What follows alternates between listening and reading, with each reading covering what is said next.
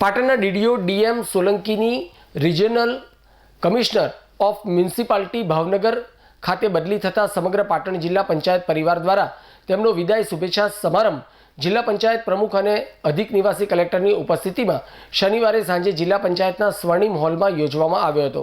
કાર્યક્રમમાં મોટી સંખ્યામાં ઉપસ્થિત અધિકારીઓ, પદાધિકારીઓ અને જિલ્લા પંચાયતની વિવિધ શાખાની કર્મચારીઓએ બુકે, સાલ અને મોમેન્ટોથી જિલ્લા વિકાસ અધિકારી ડીએમ સોલંકીનું ઉમળકાથી સન્માન કરી પોણા 2 વર્ષના કાર્યકાળ દરમિયાન જિલ્લાના વિકાસમાં તેમણે અદા કરેલ કામગીરી, વહીવટી કુશળતા, સરળ વ્યક્તિત્વ અને તેમની કાર્યપદ્ધતિની સૌએ સરાહના કરી હતી।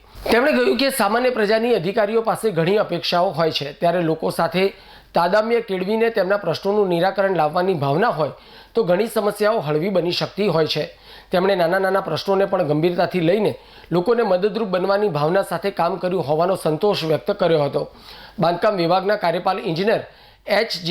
વાયડાએ આભાર દર્શન કર્યું હતું। રાજુ દેસાઈએ કાર્યક્રમનું સંચાલન કર્યું હતું। કે દરેક વ્યક્તિ સરકારી સેવામાં જોડાય ત્યારે બદલી, બઢતી અને નિવૃત્તિ તેની સાથે જોડાયેલી છે। એમનો એક પ્રસંગ એટલે બદલી।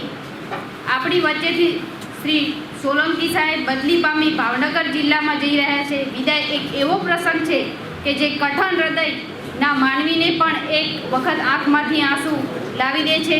પાટણ જિલ્લા પંચાયત ખાતે 1.5 વર્ષ સમયગાળામાં જિલ્લા વિકાસ અધિકારી શ્રી તરીકેની સોલંકી સાહેબની કામગીરી સરાહનીય રહી છે। તેઓએ એક સારા વ્યક્તિત્વ તરીકે ચાહના મેળવેલ છે। કોઈપણ વહીવટી કામગીરી હોય કે કપરી પરિસ્થિતિ હોય ત્યારે પદાધિકારીશ્રીઓ સાથે સમન્વય રાખી ઉત્તમ કામગીરી કરી છે। કોઈપણ નિર્ણય રૂલ્સ અને રેગ્યુલેશન આધારે લેવાતો હોય છે। તેમ છતાં તેમની કામગીરી સામેની વ્યક્તિને આત્મસંતોષ થાય અને જિલ્લા પંચાયતના વહીવટી તંત્રને એક સારી ઇમેજ ઊભી થાય તે પ્રકારની ઉત્તમ કામગીરીનું ઉદાહરણ સોલંકી સાહેબે પૂરું પાડ્યું છે। લોકચાહના એ એક મૂડી છે, ત્યારે લોકચાહનાની ઉત્તમ મૂડી લઈને ભાવનગર ખાતે જઈ રહ્યા સાહેબ ત્યાં પણ સારી કામગીરી નિભાવે અને પોતાનું જીવન સ્વસ્થ અને નિરોગી ઉત્તરોત્તર પ્રગતિ કરે તેવી આજના દિને ખૂબ ખૂબ શુભકામનાઓ પાઠવું છું।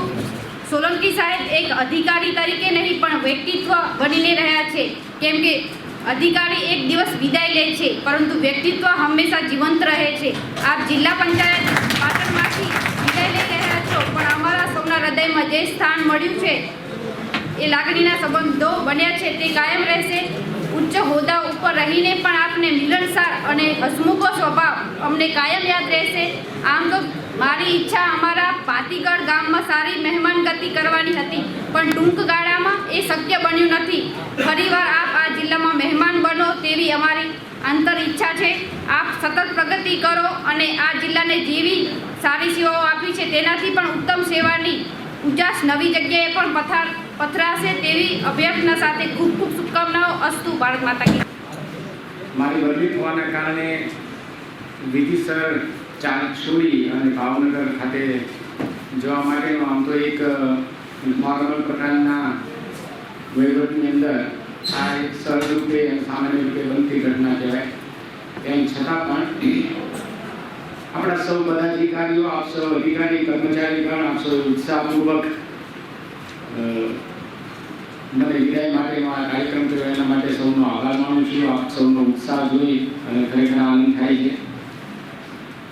ઘણા બધા વખાણ પણ કર્યા મારા, પણ બંને પક્ષે આ તો પરસ્પર વાત છે।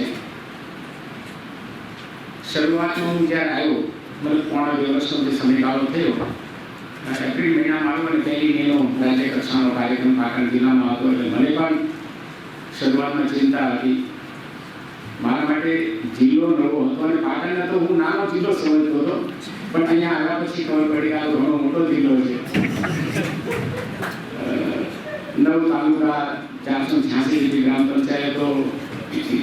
તો શરૂઆતમાં મને પણ એવી ચિંતા થતી અને પંચાયતમાં મૂળભૂત રીતે મેં કામ નહીં કર્યું શરૂઆતના તબક્કે, અને રેવન્યુ ડિપાર્ટમેન્ટમાં હોઈએ ત્યારે સંકલનના કામકાજ અર્થે પંચાયત સાથે સંકળાયેલા હોઈએ, પરંતુ સીધી રીતે પંચાયતમાં કામ નહીં કરેલું। અને જિલ્લા પંચાયતનો વહીવટ અને એના પણ મુખ્ય વ્યક્તિ તરીકે વહીવટ કરવો એટલે સ્વાભાવિક છે કે શરૂઆતના તબક્કે, પરંતુ એ જે ટેલિફોનનો કાર્યક્રમથી માંડીને ત્યાર પછીના તબક્કે વિધાનસભાની ચૂંટણીઓ એ સિવાય પણ અલગ અલગ કાર્યક્રમો અને એ દરમિયાન આપણો જે રોજબરોજનો વહીવટ, આ બધું આપણે જોઈએ તો એ બધામાં આપણા ચૂંટાયેલા પદાધિકારીઓથી માંડી અને બધા અધિકારીઓ અને કર્મચારીઓનો પણ એટલો સહકાર રહ્યો છે, સહયોગ રહ્યો છે. આપણે ગમે એટલું વિચારીએ પરંતુ વિચારવાથી કંઈ થતું નથી. અલ્ટિમેટલી આપણા હાથ પર જે છે એ કર્મચારીગણ, અધિકારીગણ છે, એટલે એના થકી સમગ્ર વહીવટ કહીએ કે કામકાજ કહીએ થતું હોય છે. તો મારો પણ એવો કોઈ અનુભવ નથી રહ્યો, અથવા તો એવી કોઈ બાબત નથી કે સ્ટાફના સંખ્યાબળને તો હમણાં જે વાત થઈ, હું જ્યારે શરૂઆતમાં આવ્યો ત્યારે લગભગ 60-65% તલાટીઓની જગ્યાઓ ભરાયેલી હતી. આટલો મોટો જિલ્લો